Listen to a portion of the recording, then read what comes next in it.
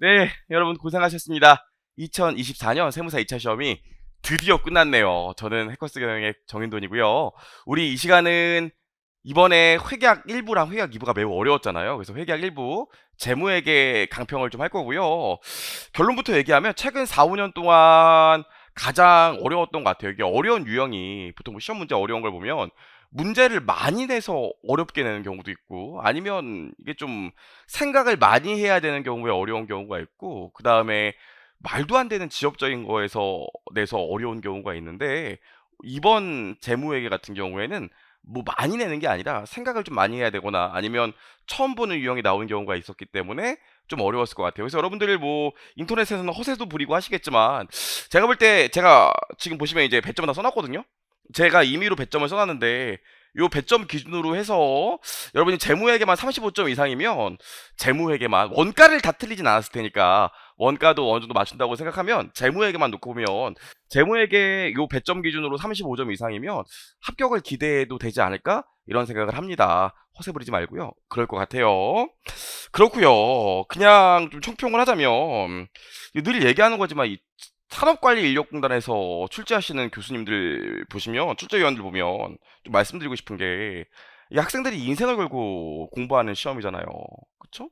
정말 한참 좋을 때 20대 중후반 30대 초반에 한참 좋을 때고 골든타임이고 이럴 때인데 그런 거 다 포기해가면서 인내하고 공부를 하는데 그런 학생들의 미래를 어떻게 보면 결정하는 시험인데 좀 책임감을 갖고 좀 꼼꼼히 문제를 냈으면 좋겠는데 이번에 느낀 게 뭐냐면 물론 뭐 잘 낸 부분도 있지만 책임감 있이 꼼꼼히 내는 게 아니라 그냥 저기 뭐 구석탱이에 있는 문제를 좀 내려고 한 게 아닌가 이런 생각을 들어요. 왜냐면 저도 이거 보고 나면 뭐 제 연습서에 있는 문제도 있고 없는 문제도 이번에 있었죠. 있었지만 혹시 다른 책에 있나 해서 교수님 책, 대학교 교수님들 책들 중에서 유명한 분들 책들 좀 찾아보고 그다음에 뭐 저도 당연히 다른 선생님 책들도 좀 보겠죠?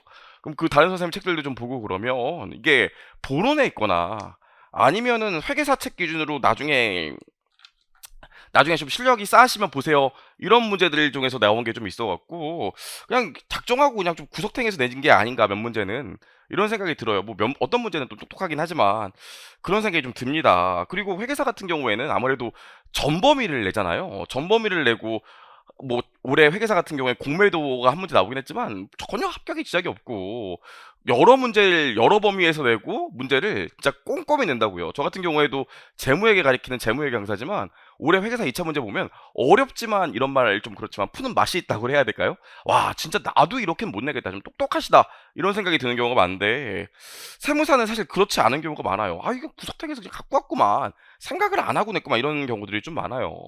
사실 몇 년 동안은 회계학 일부 재무회계가 한 문제 한 문제 내고 주제 3개씩 내서 6개 내다 보니까 그래도 좀 고루 열심히 공부한 학생들이 점수가 좋고 합격 가능성이 높아지게 문제를 내서 뭐 문제 난이도를 떠나서 이런 출제 방향은 참 괜찮다 했어요. 왜냐면 그 이전에는 진짜 한 문제 주제 하나 냈기 때문에 찍은 거 나와서 맞추면 또 합격하고 제꼈던 거 나오면 불합격하고 이런 경우가 좀 많아갖고 좀 불합리하다고 그랬는데 다시 과거로 돌아가서 한 문제 한 문제 주제 한 개씩 내가지고 이게 과연 올바른 출제 방향인가 이런 생각을 좀 하게 됐습니다. 좀 책임감을 갖고 문제를 내줬으면 좋겠어요. 좀.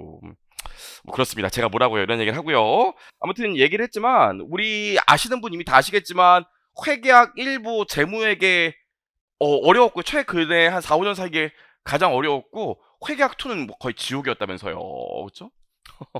그래요. 그래서 뭐 계속 얘기하지만 일단 제 배점 기준으로 재무회계 35점 이상이고 원가 뭐 맞추시고 회계학 2 과락 아니면 합격 가능하지 않을까라는 얘기를 저도 같이 있는 강사분들이랑 얘기를 좀 해요. 그러니까 너무 스트레스 받지 마시고 그 한번 차분하게 기다려 보시면 좋을 것 같아요. 그래서 제가 문제들 보시면 여기 이렇게 V 표시 형광펜으로 V 표시 해놨는데 요것들은 꼭 맞추셨어야 돼요. 만약에 동차생분들이나 아니면 아깝게 이번에 점수가 안 되는 분들 있으면 내가 이 V 표시한 부분을 맞추지 못한 거에 스트레스를 받아야지 제가 여기도 써놨거든요.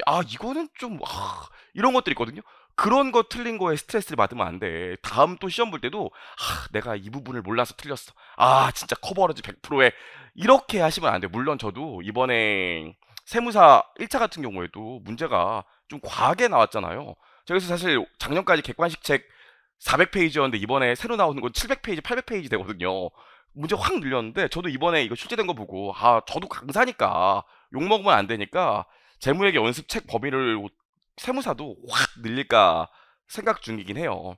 하지만 강사인 저는 그렇게 생각하지만 여러분은 공부 방향을 세울 때 제가 이렇게 V 표시한 것들을 틀렸을 때 스트레스 받고 요런 걸 개선할 수 있도록 공부 방향을 설정하고 하셔야지, 지엽적인 거 내년에 분명히 안 나올 게 확실한 주제 그런 거 보면서 커버러지 100% 이렇게 공부를 하시면 결국 기본적인 것도 틀린다고요. 그런 것들을 생각하시면서 공부하셨으면 좋겠어요. 좋아요. 말 너무 길었고요. 자, 가겠습니다. 1번 고객과액에서 생기는 수익 나왔는데 물음 1번이 재매매 약정이었거든요. 사실 이번 시험 문제 중에서 물음 1번을 다 맞추셨어야 돼요. 물음 1번. 문제 1번에 물음 1번은 맞추셨어야 돼. 그러면 합격권의 점수가 나오게 돼요. 일단 보시면 3월 1일 날 만 원짜리 샀대요. 제품 200개를. 그럼 잠깐만 여기다 좀 써볼게요. 그럼 3월 1일 날 지금 내가 팔았어. 몇 개를? 200개를요. 200개를. 장부 금액은 얼마예요? 장부 금액은 개당 만 원짜리예요. 근데 판매가는 얼마야? 판매가는. 문제 보시면 판매가는 개당 15,000원이라고 나와 있습니다. 아이고야, 근데 여기 보면 뭐라고 나와 있어요? 4월 30일 날 다시 살 수 있는 권리를 다시 살 수 있고 그게 나한테 팔 수 있는 권리를 줬죠? 팔 때 제 매입가가 얼마예요? 제 매입 가격이 15,300원이에요. 일단 여기까지 나와 있습니다. 그리고 나서 뭐 실제 요날 가면 20개는 실제로 재매입 행사를 했고요. 나머지 180개는 행사를 안 했다고 나와 있어요. 일단 재매입 약정 문제가 나오면 요 시점에 판단해야 되는 게 있죠. 제가 뭐라고 봤어요? 손해보고 판 사람이, 판 회사가 손해보고 요거 행사할 것 같으면 금융약정, 이득 보고 행사할 것 같으면 리스 거래는 나오기 쉽지 않다고 그랬죠. 그다음 뭐 행사할 것 같으면 반품 조건부 판매라고 그랬잖아요. 행사를 안 할 것 같으면 반품 조건부 판매라고 그랬잖아요. 이 문제 1번에 물음 1번은 잘 냈어요. 문제 보시면 행사 가능성에 대한 판단이 없죠. 어디 있어요? 밑에 여기 나와 있죠. 풋옵션을 행사할 경제적 요인이 유의적인 것으로 판단됐다. 그럼 지금 15,000원 받은 다음에 나중에 15,000원 300원 돌려주니까 판 내 입장, 회사 입장에선 손해보는 계약이고, 그리고 행사할 것 같대잖아요. 그럼 뭘로 봐야 돼? 금융약정으로 봐야 돼요. 금융약정. 그럼 3월 1일 날 물건 팔았을 때 무슨 회계 처리만 하면 돼? 무슨 회계 처리만? 여기 나와 있지만 금융부채 잡는 회계 처리만 하면 되겠죠. 괜찮을까? 여기까지. 이제는 좀 전자칠판 이용해서 좀 빨리빨리 진행을 할게요. 강평은. 그런데 문제가 뭡니까? 실제로 재매입 약정일 가보니까 20개만 행사를 했다는 거 아닙니까? 그럼 20개는 여전히 판 게 아니겠죠. 근데 문제는 뭐예요? 180개는 행사가 안 됐기 때문에 판 게 맞아요. 그리고 문제에서 뭐 물어봤어요? X1년도에 인식할 당기손익이 얼마인지 물어봤어요. 지금 내가 공부를 잘 했는지 못했는지 확신이 없는 분들이 있으시고요. 그럼 카페에도 오늘 바로 글 쓰신 분 있던데 잘 봐요. 요거 문제 보면 머릿속에 뭐가 떠올라야 돼?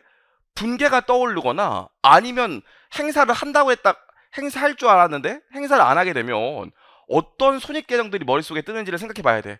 이렇게 떠올라야 된다고요. 첫 번째로 뭐가 떠올라야 돼요? 아니 15,000원 받고 15,000원 300원 주니까 2개월 동안 300원의 이자 비용이 발생하겠죠. 당기손익에 미친 영향 첫 번째로 뭐가 떠올라야 돼? 이자 비용이 떠올라야 돼요. 그 다음에 뭐도 떠올라야 돼요? 180개는 물건 판 거니까 180개에 대해서는 매출도 잡아주셔야겠죠? 그쵸? 응. 그 다음에 뭐가 떠올라야 돼? 이거 까먹는 분 많죠. 이제 지금에서 물건을 판 거니까 재고자산이 지금에서 해야 돼. 장부금액에서 제거될 거라고요. 그럼 재고자산 제거되면서 뭐가 나와? 매출 원가도 나오겠죠. 그래서 당기손익에 미친 영향 딱 떠오르면 계정 3개가 떠올랐어야 돼, 당연히. 그래서 분개 볼게요. 회계처리를 보면 여기도 나와 있지만 잠깐 볼까요?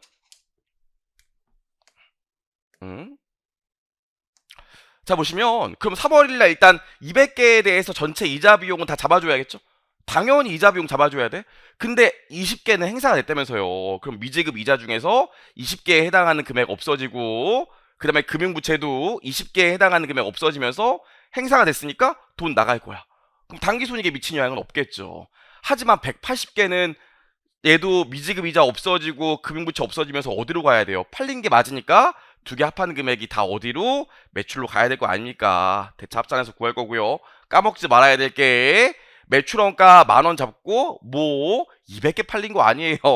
제가 어저께 사실 답안 지금 올라가 있는 거 아시죠, 여러분? 요거 문제랑 답안이랑 제 카페에도 올라가 있고 저희 학원 홈페이지에도 올라가 있어요. 제가 사실 이거 문제 받아서 어저께 1시까지 풀었는데 오후 1시까지 풀었는데 제가 수업이 밤 9시까지 있어갖고 답안 만드는데 좀 오래 걸려서 답안을 좀 늦게 올렸거든요. 진짜예요. 저도 근데 처음 풀었을 때 이거 200개로 했다고요. 급하니까 180개겠죠. 180개만 판 거니까 20개는 판 게 아니에요. 요렇게 하면 되니까 매출은 요 금액이 나올 거고요. 당기손익에 미친 영향은 우리 이자 비용, 매출원가 잡아주면 될 것 같아요. 좋아요. 여기까지는 사실 했을 거예요. 내가 만약에 문제 1번에 물음 1번도 풀렸다. 그럼 사실 반성하시는 게 맞아요.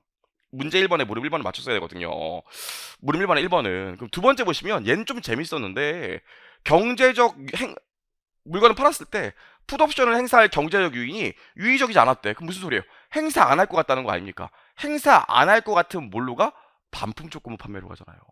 물론 처음 보던 유형이었어요. 그쵸? 뭐 이것까지 물어본 적이 처음이었거든요. 제가 시중에 나와 있는 책을 다 봐요. 그럼 실제로 요거를 문제화시킨 책은 뭐 거의 없다고요. 거의 없다는 건 내가 본 건 없는데 뭐 어떤 책이 또 있을 수도 있으니까 거의 없었다고요. 그렇죠? 그럼 요거 같은 경우에 근데 거의 없더라도 뭐 이것까지는 모든 학원에서 가르치니까 이 내용은 가만히 봤더니 반품될 확률이 10%래. 그리고 뭐 있어요? 최초 판매 가격과 풋옵션 행사 가격 300원은 반품 회수 시 소요될 반품비로 간주한다는 거죠. 간주한다. 그럼 이거 우리 처음에 뭐 하면 돼? 물건 200개 15,000원에 판 거에 대해서 현금 잡고 매출 잡고 그 다음에 장부 금액 10,000원짜리가 200개 없어지니까 재고예산 없어지면서 매출원가 오겠죠? 근데 뭐 해줘야 돼? 10%는 반품될 걸로 봤으니까 매출 10% 취소하고 환불부채 잡으면 되고요. 밑에는 어떻게 돼요? 매출원가 또 매출 10% 취소한 것만큼 매출원가 10% 취소하면서 어떻게 잡습니까? 반대쪽에 반품비가 있으면 반품비 잡고 나머지는 반환재고 회수권 잡으면 되는데 문제에서 반품비를 얼마로 봤어요? 개당 300원으로 봤잖아요. 그래서 두 번째 회계 처리 보면 매출 잡고 재고예산 잡은 다음에 몇 개 10% 반품될 거에 대해서 매출 취소하고 환불부채 잡고 재고예산도 매출원가 10% 취소하면서 바로 반환재고 회수권 잡으면 되는데 20개에 대해서 반품비가 300원 들 거라고 예상하고 있으니까 반품비 잡고 반환재고 회수권 잡아주시면 되겠죠. 그쵸? 여기까지는 괜찮죠. 여기까지 처음 보는 유형이지만 내용을 알면 한번 해볼 수는 있다고요. 여기까지 맞추셨어야 돼. 여기까지 하고 나면 실제로 4월 30일 날 딱 20개가 반품됐잖아요. 그럼 정확히 환불부채 없어지면서 현금 정확히 딱 그 금액 나갈 거고 그 다음에 반환재고 회수권 없어지면서 재고예산 장부 금액으로 딱 들어오겠죠? 왜냐면 가치감소분은 없었다고 하니까 이거 두 개가 아다리가 딱 맞아요. 왜냐면 반품비가 실제랑 똑같거든요. 괜찮을까요? 요렇게. 그래서 매출은 보시면 얘랑 얘 빼면 되니까 어렵지 않게 구할 수 있고요. 보시면 당기손익에 미친 영향도 매출에서 매출 뺀 거, 매출원가에서 매출 뺀 거, 반품비까지 고려하면 답이 89만 4천원 나오게 됩니다. 여기까지도 충분히 할 수 있을 것 같아요. 제가 작년까지는 이렇게 쭉 풀어드렸는데 여러분들 지금 이거 보면서 공부하실 분도 있겠지만 답을 확인하거나 내가 어떻게 풀었는데 실제로 어떻게 풀었어야 되는지 이런 거 확인하고 싶은 분들이 많으니까 전자칠판에 해답을 좀 띄워놓고 빠르게 진행을 할게요. 좋아요. 여기까지 해서 2번 봤고요. 1번 봤고요. 2번 보증 문제가 나왔어요. 보증 문제. 사실 책에 있는데 보증 문제가 조금 응용이 됐기 때문에 조금 여러분들 헷갈리셨을 수도 있을 것 같아요. 근데 맞춰야 되는 문제인데 보시면 로봇 청소기 1000대를 2만원에 팔았고요. 무상수리 서비스를 제공한대요. 1년 동안. 그럼 1년 동안 무상수리 서비스를 제공하면 보증인데 이게 용역 유형의 보증인지 확신 유형의 보증인지 봐야 될 거 아닙니까? 문제 보시면 뭐라고 나와 있어요? 확신 유형의 보증이라고 나와 있어요. 확신 유형의 보증이니까 보증을 별도의 수행임으로 봐, 안 봐? 안 봐. 대신 뭐 해줘야 돼요? 별도의 수행임으로 보지 않는 대신 지금 물건 팔았을 때 다 수익 인식할 거니까 무상수리 기간에서 발생하는 보증비를 미리 충당부채로 잡아야겠죠? 그거 생각나셔야 되고요. 그리고 추가로 2,000원 주면 2년 동안 추가로 또 보증해준다고 나와 있습니다. 그래서 이 문제를 보시면 보증기간이 X 2년, X 3년, X 4년 되고 나는 X 1년 말에 지금 물건을 팔았는데 1년 동안은 충당 부채를 잡고요. 만약에 내가 추가로 구매 선택권이잖아요. 구매 선택권. 2년 동안 무상으로 요격을 제공하는 거에 대해 돈을 또 받았다면 얘는 충당 부채를 잡아요, 안 잡아요? 안 잡아요. 그쵸? 여기까지 볼 수 있고 문제 보시면 뭐라고 나와 있어요? 2,000원을 추가로 지불하는데 얘는 개별 판매 가격을 반영했다고 나와 있어요. 이게 무슨 소리입니까? 추가로 돈을 내고 주문을 했고 개별 판매 가격을 반영했다면 별도의 계약으로 보죠? 그럼 별도의 계약으로 본다는 게 무슨 소린데? 너 돈 낸 거 따로 수익 잡고 나 돈 낸 거 따로 수익 잡는다는 소리예요. 나 돈 받은 거. 그래서 기계장치 맞나요? 기계장치인가요? 로봇 청소기 판 거에 대해서 별도로 매출 잡고 추가로 2년 동안 보증해 주기로 한 거에 대해서 별도의 계약을 보기 때문에 현금 잡고 뭐 잡아 주셔야 돼요? 계약 부채 잡아 주셔야겠죠? 그리고 우리 뭐 해줘야 돼요? 여기까지 하고 나서 맞아요. 1년 X 1년 말에 다 수익 잡았기 때문에 1년 동안 무상 수리해줘야 되는 거에 대해선 보증비 잡고 충당 부채 잡아줘야겠죠. 그래서 문제 1번이 부채로 계상될 금액 X 1년도에 계정 쓰고 급액 쓰라고 그랬는데 요거 두 개 쓰면 되거든요. 괜찮을까요? 그래서 보시면 400대에 대해서 무상 수리했고 400대에 대해서 추가로 2년 무상 수리해 주기로 했고요.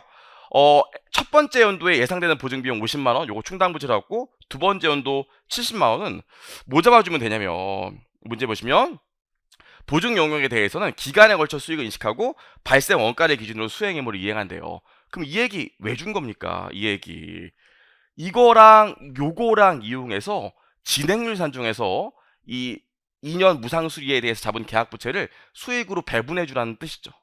그래서 요거 이용한다. 나와 있어요. 좋아요. 여기까지요. 그래서 보시면 일단 우리 X 1년도에 수익으로 인식할 금액 보면 회계 처리 보시면 이렇게 되겠죠. 1000대 판 거에 대해서는 별도로 수익 잡고 400대 2년 동안 무상 수리해주는 구매 선택권 판 거에 대해서 별도의 계약 부채를 일단 잡아놔. 지금은 아니니까. 그리고 1년 무상 수리하는 거에 대해서만 충당 부채로 잡겠죠. 여기까지요. 여기까지 해서 요거는 해결했고 X 2년도랑 X 3년도가 있는데 자 답을 보시면 해설을 보시면 그럼 X 2년도는 어떻게 되겠어요? 이제 X 2년 말 회계 처리가 되면 X 2년 말 회계 처리는 이렇게 될 거예요. 실제로 보증비로 현금이 얼마 나갔어? 이제 또 물건 판 건 없고 실제로 보증비로 현금이 52만 원 나갔죠? 근데 내가 충당 부채로 잡아놓은 금액이 얼마입니까? 내가 충당 부채로 잡아놓은 금액이 50만 원이잖아요. 그러니까 우리 2만 원만큼 뭐 잡아주면 돼? 보증비 잡아주면 되겠죠. 그래서 X 2년도에 당기 손익에 미친 영향은 2만 원 될 거고요. 이거요. 사람 사는 게 다 똑같은 것 같아요. 저도 요거 할 때 X 2년 말에 이거 배분하고 했거든요. 계약부채. 계약부채는 X 3년부터 수익 처리해야지 X 2년도에 수익 처리하면 안 되겠죠? X 3년부터 수익 처리하니까 그럼 X 3년도에 뭐 해줘야 돼? 1년에 보증기간 돈 받은 거에 대해서 1년 동안 보증 영역을 적용했으니까 계약 부채 없어지면서 여기 뭐가 와? 보증 수익이 오겠죠? 요거 어떻게 하면 돼요? 우리 계약 부채 배분액이 회계 처리 보면 50만 원이잖아요. 그럼 80만 원이잖아요. 계약 부채 80만 원이야. 전체 예정 원가가 얼마예요? 70만 원이고 X 3년도에 실제로 보증비 지출한 금액이 얼마입니까? 24만 5천 원이에요. 그럼 수익 나오겠죠. 그럼 계산하면 보증 수익이 얼마 나와요? 28만 원 나오게 될 겁니다. 그럼 우리 요거만 잡으면 안 되겠지. 뭐 해줘야 돼? 얘는 충당 부채 안 잡은 대신 요거 수익으로 바뀔 때 이거 지출한 금액도 비용 처리해야 되니까 실제 보증비 지출에 현금 24만 5천 주면서 5천 원 없어지면서 여기 뭐 보증 원가로 얼마? 24만 5천 원 잡으면 될 거예요. 요렇게 잡아주니까 X 3년도에 수익으로 인식할 금액은 얼마?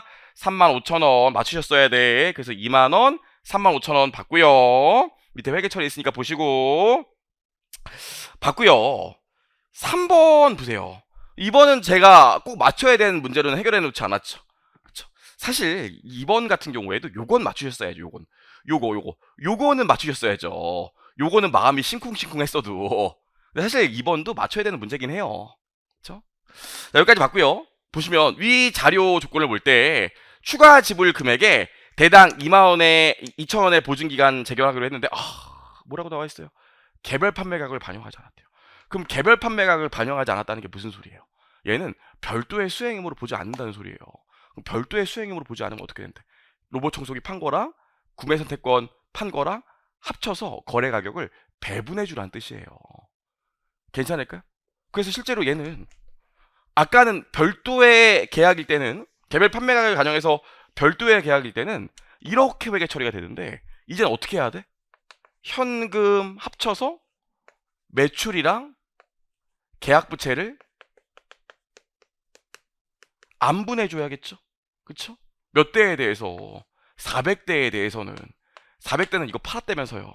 하지만 나머지 몇 대에 600대는 600도 맞죠? 나머지 600대는 별도의 구매 선택권을 팔지 않았으니까 현금 들어오면서 매출로 꽂히게 되겠죠. 그래서 이 문제는 매출로 재화의 판매에 따라서 수익으로 인식할 금액을 물어봤는데 결국 매출 물어본 거잖아요. 그래서 우리 해답 보시면 해답에 세 번째 원도 나와 있지만 얘는 그냥 재화의 판매 가격인 2만원 쓰면 되지만 얘는 어떻게 돼? 실제로 다 합해서 2만 2천원 받았지만 얘 어떻게 돼요? 2만 2천원을 나 개별 판매 가격 2만원이고 지금 구매 선택권의 개별 판매 가격을 5천원으로 가정했죠? 이렇게 배분하면 될 거 아닙니까? 그럼 배분액이 얼마 나와요? 17,600원이 나오게 돼요. 그래서 문제 보시면 얘도 배분액이 17,600원 나오게 돼서 400대에 대해서는 17,600원, 600대에 대해서는 2만원으로 계산을 해서 수익을 잡으셔야겠죠. 그래서 얼마? 1,904만원 나오게 됩니다. 좋아요. 여기까지요. 여기까지 봤고 세 번째로 라이선싱인데 이 문제는 사실 이게 진짜 웃긴 게 2018년도에 수익이 기준서가 개정됐을 때 거의 모든 책에 다 들어가 있었어요. 요런 유형의 문제가 저도 심지어 그때 당시엔 책에 있었고 뭐 유예 때 문제를 내기도 했었거든요. 근데 이게 너무 지엽적이다 뭐 이런 것까지 나오겠냐 해서 오히려 시간이 지나면서 뺐던 문제고 정말로 딱 요런 스타일을 완전히 똑같이는 문제가 없지만 어느 책에도 완전히 똑같은 슬라임은 없지만 요런 유형의 이 문제들이 이런 아이디어의 문제가 있는 책도 있고 없는 책도 있어요. 제 책은 없었죠. 이번에 늘 거예요. 그렇죠? 나와 있는데 이게 무슨 얘기냐면 가만히 보시면 라이선스 X와 Y를 같이 파는 계약을 했다는 거예요. 나와 있고요. 근데 라이선스 X는 어때요? 판매 실적에 근거해서 돈을 받는 판매 기준 로열티고 라이선스 Y는 고정 대가에 대한 거거든요. 그쵸? 그럼 우리 일단 보시면 이 고정 대가를 받는 경우에 수익 언제 인식해? 수행임을 이행했을 때 인식하면 되겠죠. 고정 대가는 수행임을 이전했을 때 수익을 인식하는 거지 대금 수치와는 상관이 없거든요. 근데 우리 판매 기준 로열티, 사용 기준 로열티는 어떻게 되냐고요. 우리 해답 보면 나와 있지만 판매 기준 로열티와 사용 기준 로열티는 다음 중 낮은 사건에 일어난 나중 사건에 인식한다고 그랬어요. 그래서 후속 판매나 사용하거나 판매 기준 또는 사용 기준 로열티의 일부나 전부가 배분된 수행임을 이행함. 그래서 이게 뭐냐면 실제로 팔아서 돈 받을 것이 확실해질 때니까 이 로열티는 9월 30일 날 인식해야 된다고요. 괜찮을까? 일단 그래서 고정 대가는 수행임 후 이행했을 때 수익 인식하고 판매 기준 로열티는 언제 수익 인식해요? 대금 수치 시점, 금액이 확실해지는 시점, 그때 인식해야 된다고요. 자, 여기까지는 책에 나와 있어. 사실 저도 여기까지 논리는 책에 나와 있거든요. 근데 이 문제는 조금 더 갔죠. 조금 더 가서 뭐가 있냐면 이게 있다고요. 지금 개별 판매 가격이 얼마예요? 70만 원이야. 근데 40만 원 받기로 했죠. 개별 판매 가격 얼마예요? 30만 원이야. 근데 얼마 받기로 했어요? 50만 원 있죠? 근데 이렇게만 하면 여러분들이 캐치를 못할까봐 문구를 하나 더 줬죠. 뭐라고? 개별 판매 가격을 반영하지 못한다. 이게 무슨 소리예요? 개별 판매 가격을 반영하지 못한다는 게 원래는 라이센스 Y의 판매 기준 로열티에 대해서는 요때 수익을 인식하고 라이센스 Y는 고정 대가니까 요때 수익을 인식하면 되는데 이거 두 개 합쳐서 계약을 했다고요. 돈을 이렇게 받기로 했는데 각각의 거래 가격들이 개별 판매 가격 지금 반영하지 못해. 그럼 어떻게 봐? 그냥 X와 Y를 다 합쳐서 로열티랑 고정 대가가 따로따로 있는 걸로 본다고요. 그래서 해설을 보시면 해설을 보시면 제가 써놨어요. 라이선스 X와 라이선스 Y의 개별 판매 가격이 이 거래를 반영하지 못하기 때문에 실제로 뭐가 있는 거 봐. 라이선스 X와 Y의 고정 대가와 판매 기준 로열티, Y에도 고정 대가와 판매 기준 로열티가 따로따로 있는 걸로 본다고요. 그 얘기예요. 여기 아이디어까지는 있는 책도 있고 없는 책도 있는데 저는 옛날에 넣었었는데 뺐죠. 괜히 후회했어요. 그렇다고요. 그럼 개별 판매 가격 기준으로 고정 대가랑 판매 기준 로열티를 배분하면 라이선스 X에 이렇게 들어가고요. 라이선스 Y에 이렇게 들어가게 됩니다. 괜찮을까? 그럼 고정 대가는 언제 수익 인식해야 돼요? 수행 의무를 이행했을 때 인식해야 되거든요. 수행 의무를 이행했을 때. 그럼 라이선스 X 같은 경우에는 언제 이전해? 7월 1일 날 이전했으니까 라이선스 X에 배분된 고정 대가는 7월 1일 날 수익 인식하고 로열티는 언제 인식해야 돼요? 9월 달에 인식해야겠죠. 그렇죠? 하지만 라이선스 Y에 부여된 고정 대가랑 로열티는 어떻게 돼? 고정 대가는 이전 시점. 로열티도 이때 돈 받았으니까 이때 돈 확정됐으니까 9월이 되겠죠. 그래서 배분하게 되면 어떻게 돼? 그래서 배분하게 되면 밑에 나와 있지만 이렇게 배분이 됩니다. 그래서 7월 달에 수익 인식할 금액은 35만 원, 요건 0, 요거는 55만 원 돼요. 괜찮을까요? 그래서 이게 내용을 알면 사실 풀 수 있는데 이게 내용을 모르거나 막상 시험장에서 아이디어가 배분되는 게 쉽지 않기 때문에 실제로 맞추기가 쉽지 않았을 거예요. 실제로. 그래서 뭐 3점, 2점, 3점 했지만 쉽진 않았을 거다. 보실 수 있을 것 같고요.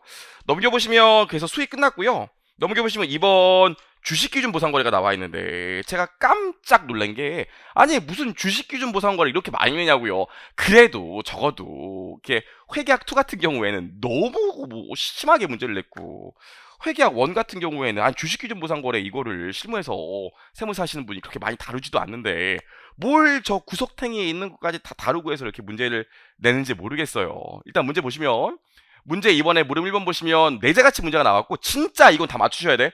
내재가치 우리 1차에도 나왔잖아요.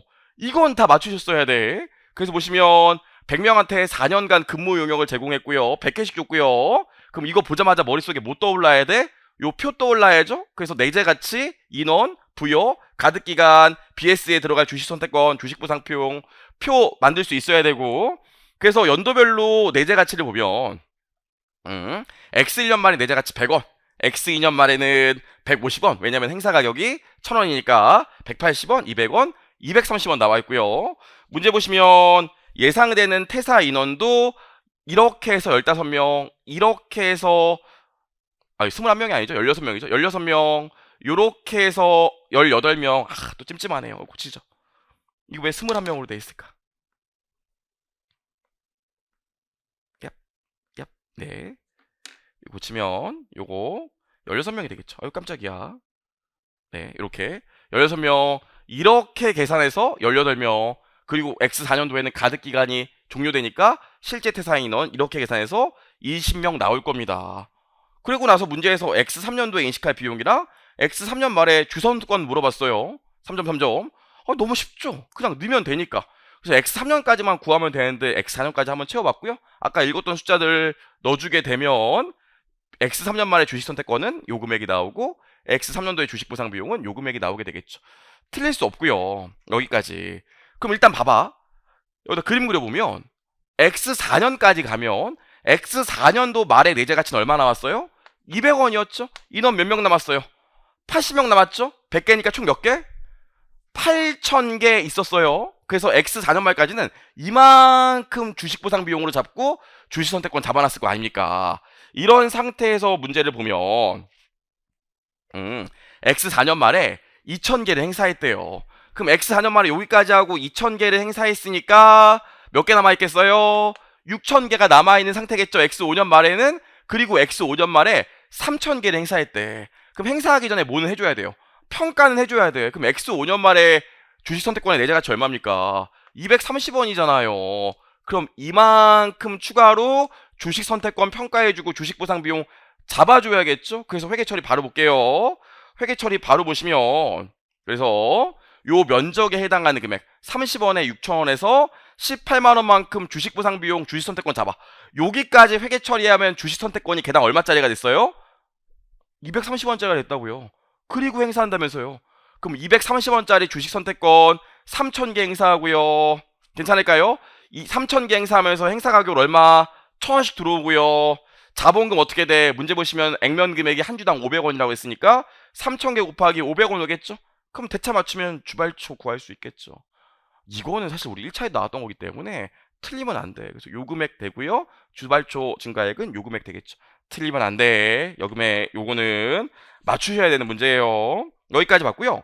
무릎 2번 보시면 나 진짜 아니 이걸 왜 냈나 진짜 이거 좀 인정할게요. 제 책이 없습니다. 이게 책에 있는 책도 있고 없는 책도 있는데 있는 책도 솔직히 보시면 이게 뭐 완전히 저기 보론 쪽에 있거나 아니면은 회계사 유해신 분만 보라고 표기를 해놓거나 막 그런 문제들인데 굳이 이걸 냈어요. 그때 또 학생들한테 물어봤더니 시간이 남아가지고 이렇게 밀어 넣어보니까 답은 나왔다고 하더라고요.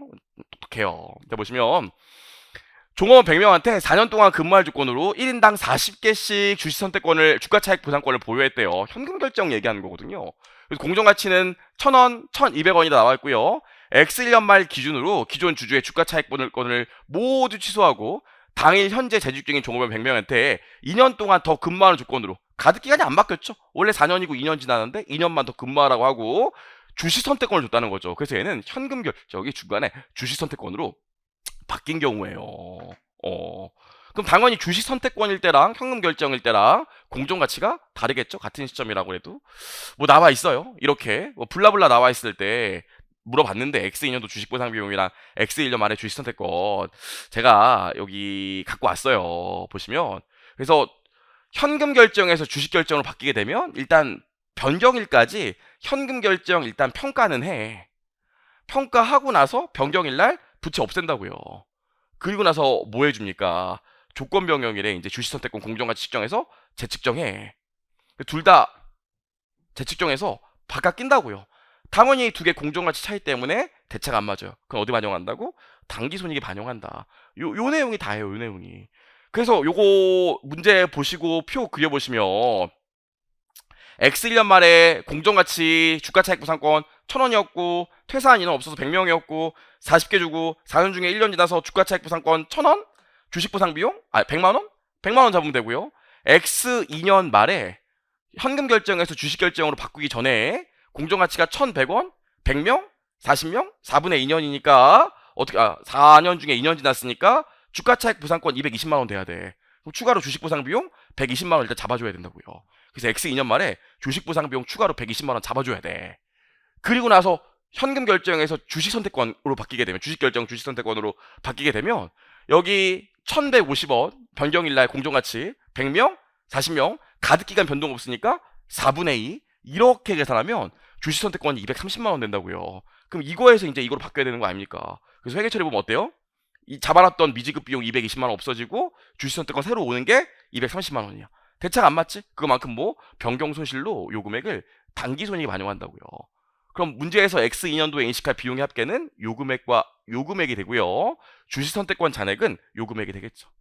괜찮을까요? 그쵸? 신기하게 맞춘 학생들이 좀 있더라고요. 깜짝 놀랐어요. 잘했고요. 넘겨보시면 물음 3번. 선택형 나왔는데 사실 이게 뭐 가리킨 분들도 있지만 우리 약간 암묵적인 룰이 세무사는 재무관리 안 배우니까 선택형 안 낸다 약간 이런 암묵적인 룰이 있었는데 저번에는 연결을 내고 저저번에는 파생을 내더니 이제는 뭐 내네요. 저도 그래서 올해부터는 이제 세무사도 선택형 다 가르치려고 해요. 그래요. 아무튼 선택형이 나와 있고요.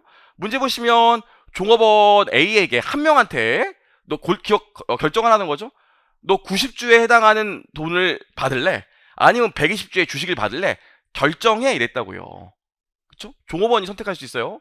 자, 이 경우에는 우리 제일 먼저 뭐 해줘야 되냐면 해답에도 나와 있지만 부채랑 자본 중에서 네가 돈 받을래 아니면 주식 받을래 결정하는 거기 때문에 이걸 복합금융상품으로 와서 복합금융상품의 부여일날의 공정가치를 한번 측정해 봐야 돼요.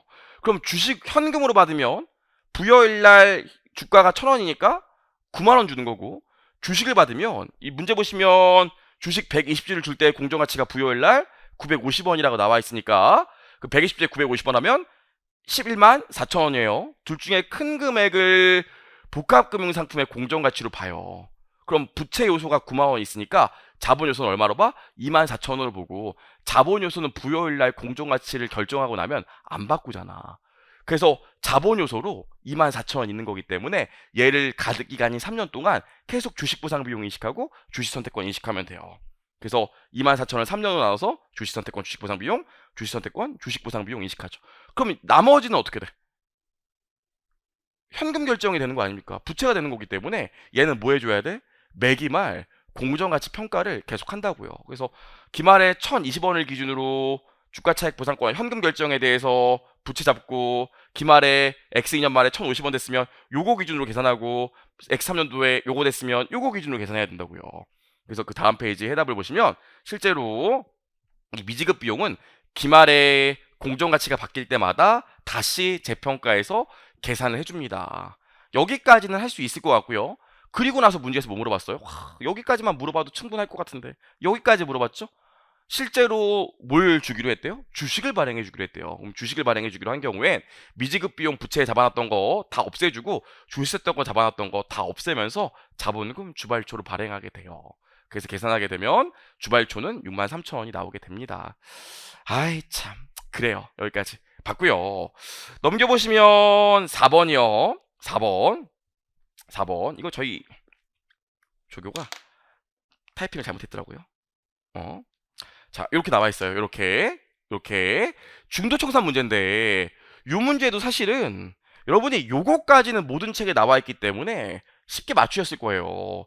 근데 오히려 이 110원일 때가 좀 힘들었을 거예요. 왜냐면 지금 공정가치보다 돈을 덜 주는 경우 아닙니까? 아니 사실 공정가치보다 돈을 덜 주기가 쉽지 않거든요.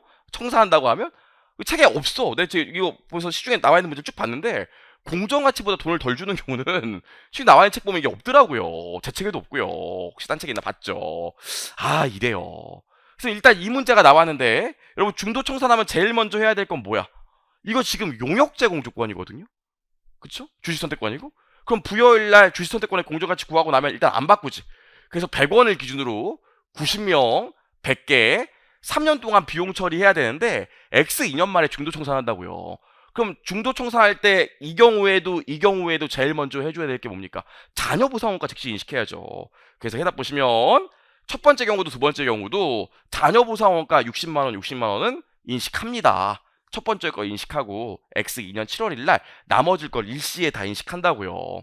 여기까지는 괜찮아. 그럼 여기까지 하고 나면 봐봐요. 뭐 굳이 써보면 지금 자녀보상원가 인식하고 나면 주식 선택권의 장부 금액이 얼마예요? 100원이죠? 근데 공정가치가 얼마예요? 문제 보시면 공정가치가 120원이잖아요. 중도청산일날. 근데 현금을 얼마죠? 두 번째 거 보면 현금을 150원 준다고요. 이렇게. 아니 이거는 우리가 1차에도 이미 충분히 나왔으니까 뭘로 봐? 여기까진 자본으로 보고 뭘로 봐요? 요거는 추가로 마지막으로 주식보상 비용을 더 지출하는 걸로 봐서 주식보상 비용 당기순이익에 반영하잖아요. 그래서 그 다음 페이지 150원일 때 해답 보시면 요만큼을 추가로 더 주식보상 비용 잡고 있어요. 그래서 주식보상 비용을 계산할 금액은 요 두 가지가 되겠지. 대부분 여기까지만 얘기했다고요. 그쵸? 근데 지금 어떤 케이스가 있어요, 지금? 두 번째 케이스는? 두 번째 케이스는 현금을 여기서 지급했다고요. 이거 어떻게 하냐고요. 이거 우리 기준서를 보면 이렇게 나와 있어요. 가득된 지분 상품을 재매입, 중도 청산하는 경우에 종업원에게 지급한 금액을 자본에서 차감한다. 다만 지급액이 재매입일에 지분 상품의 공정가치를 초과하는 경우에만 그 비용으로 인식한다. 이렇게 나와 있다고요. 공정가치를 초과해서 더 준 것만 비용으로 인식하고 원칙은 자본으로 처리한다고요. 근데 지금 첫 번째 건 어때? 공정가치 미만으로 돈을 줬죠. 그럼 공정가치를 초과하는 금액이 없으니까 이만큼을 그냥 다 뭘로 처리하면 돼? 자본으로 처리하면 돼요. 그렇죠? 쉽지 않아요. 자본으로 처리하면 돼요. 그래서 얘 같은 경우에는 현금 110원 요 차이까지만 자본 처리하면 되지 추가로 주식보상 비용 인식하거나 주식보상 비용을 환입 잡을 게 없습니다. 괜찮을까요? 그래서 60원. 그래서 요 문제 같은 경우에는 요거만 맞추셨으면 됐지 요거까지는 사실 고민을 많이 하셨을 거예요. 그래요. 여기까지요. 여기까지 해서 우리 세무사 2024년 2차 회계학 일부 재무회계 강평해 봤고요. 문제가 제가 쉽지 않았어요. 어려웠습니다. 다 풀고 나서 시험장에서 보고 돌아와서 강사 풀이 보고 해답 보면 당연히 쉽지요. 당연히 할 만했죠. 하지만 시험장에서 고민할 게 원체 많았기 때문에 분명히 어려웠을 거예요. 그래서 뭐 인터넷에 여러 분들의 뭐 허세를 부리는 분들도 있을 거 있겠지만 제가 볼 때 점수가 그렇게 높지 않을 거예요. 그러니까 걱정 안 하셔도 되고요. 여러분들 아까도 얘기했지만 재무회계에서 35점 이상 득점하셨으면 다른 것들도 한번 기다려 보면 좋은 결과가 있을 것 같아요. 개인적으로 뭐 제가 뭐라고 이런 얘기 하겠지만 저도 이제 강사를 10년 넘게 하다 보니까 정말로 힘들게 공부하는 친구들 많고 진짜 하루하루 버텨내는 친구들도 많거든요. 그래서 저도 이게 시험지 보고 나서 떠오르는 얼굴들이 있어요. 얘는 붙어야 되는데, 얘는 붙어야 되는데, 얘 이거 잘 봤을까? 이런 거 생각이 드는 학생들도 저도 많이 있어요. 여러분들 유예생 이상 되시는 분들은 이번에 시험이 또 회계학 1부도 이랬고 회계학 2부도 이래서 많이 어렵고 힘들고 왜 나한테만 자꾸 이런 일이 일어날까 이런 생각도 드시고 할 건데 사실 저도 강사 되고 나서 초반 1년부터 한 5년까지는 굉장히 힘들었거든요. 굉장히 힘들었는데 저도 들은 얘기인데 이 얘기가 굉장히 가슴에 와닿아서 저도 이 말을 되새기면서 힘든 시절을 이겨낸 것 같아요. 아이돌이 했던 얘기거든요. 그 고생했다가 드디어 이제 1위가 된 거야. 그분이 1위 수상소감으로 했던 얘기인데 저도 여러분들한테 이 얘기를 하면서 강평을 마치고 싶습니다. 꽃은요 누구든지 피는 시기가 정해져 있대요. 안 피는 꽃은 없어요. 시기가 정해져 있어요. 그래서 저도 굉장히 강사 처음 시작했을 때 힘든 시절이 있었을 때 그 얘기를 떠올리면서 버텨냈던 적이 있거든요. 여러분도 너무 힘들어하지 마시고 언젠가는 반드시 꽃이 핍니다. 여러분 인생도 마찬가지고요. 피는 시기는 정해져 있으니까 조금만 더 힘을 내고 마음 편안히 갖고 우리 시간을 한번 가져보는 게 어떨까요? 이런 생각 들게 됩니다. 네, 여러분 너무 고생하셨습니다. 감사합니다.